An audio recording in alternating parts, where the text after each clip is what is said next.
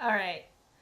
Last night I had a stress dream about a supercomputer brain implant that was teaching me how to be cool and popular, but was also trying to take over the entire high school, so. Anyways, I'm here to talk about trauma. Woohoo! But not like the individual kind, the collective kind, because I just wanted to pose a question, but that question requires a lot of background information, so I thought that I'd just make a video about it and talk myself through it. Let's pull up a bit of Wikipedia here.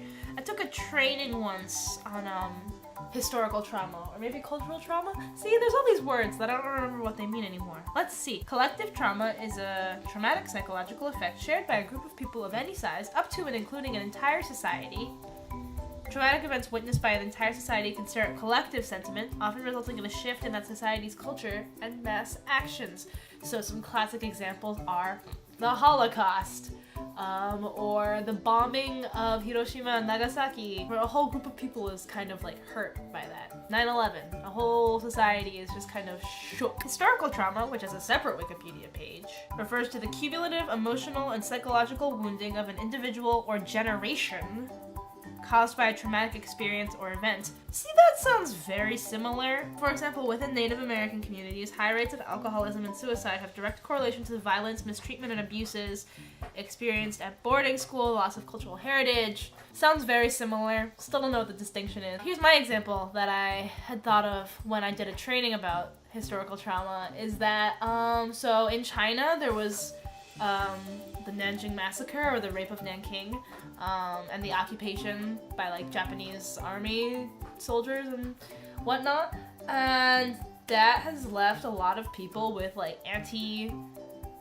anti-Japanese sentiments. There might be very subtle biases, or there might be like outright hatred. I remember I was studying at I remember I was studying abroad, and one of my classmates, who's a half Japanese, half Chinese girl, got yelled at by a stranger for being Japanese. It's trauma that can be shared and passed down. Though all those examples are big, serious, death-related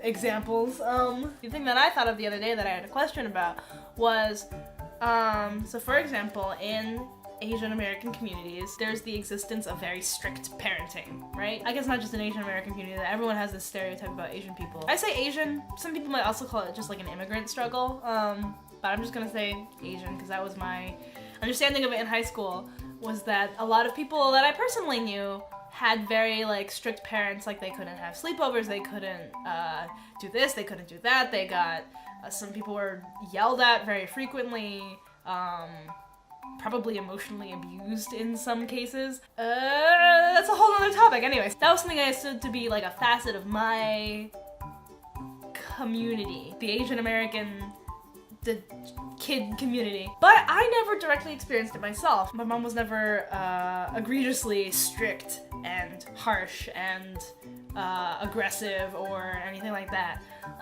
So I never directly had that experience, but when other people would tell me stories or would share their experiences, I'd feel like a good amount of like camaraderie, being like, yes, this is the burden that we must bear, despite the fact that I never personally had to bear it. And then after high school, you know, I stopped hearing about it, talking about it, just because life changed. But every now and then I'll hear something like that, and I will like empathize or sympathize very deeply, but then be like, but that's not my personal experience, but I recognize it as like my experience as an Asian American person. I don't know. So I feel like I feel that pain, or like a secondhand kind of pain, and I don't know, is that a kind of collective trauma that I share? Or a collective something? I don't know. Anyways, thanks for watching. VEDA's going good. I'm very happy about it. So, alright. Bye!